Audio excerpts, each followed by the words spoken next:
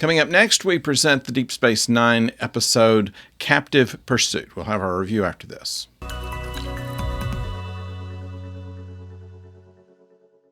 Hello out there, I'm the oldest nerd, and Captive Pursuit is an interesting episode. It features heavily with O'Brien.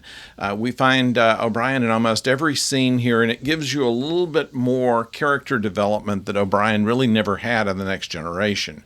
Up to now, he's been just kind of the overworked engineer. There's always something breaking down, and he has to run fix it, and he's real tired, and we know that about him. We know from The Next Generation he doesn't like Cardassians because he was involved in the Cardassian War. We know that he had a previous captain who was kind of dangerous and a little bit out of his mind. And so here we get to know a little bit more about his nicer side. He's asked to help this character by the name of Tosk, or perhaps Tosk is what he is. It has never been clear in the early part of the episode just how he says if Tosk is his species, or Tosk is his name, or Tosk is his place in life, which it turns out to be.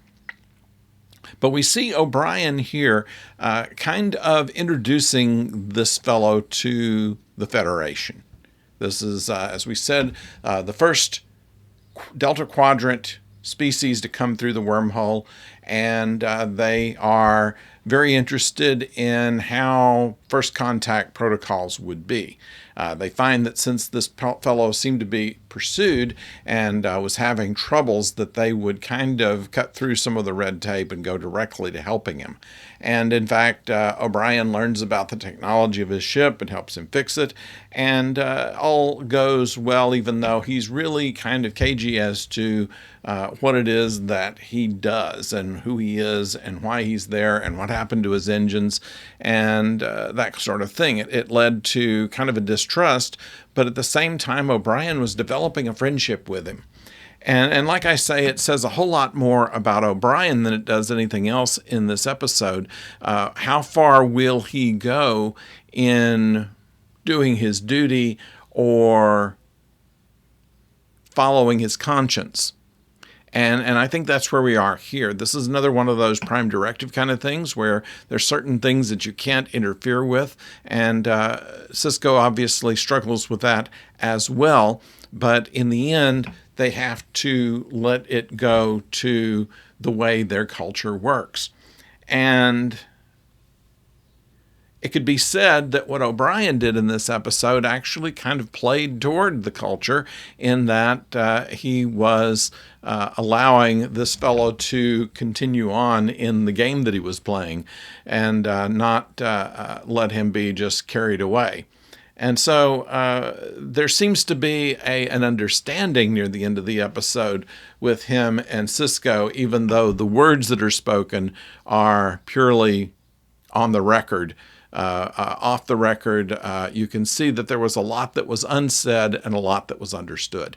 A very subtly written episode, and I kind of like the way they did this. It really wasn't a black and white issue, and it wasn't a black and white answer to it either.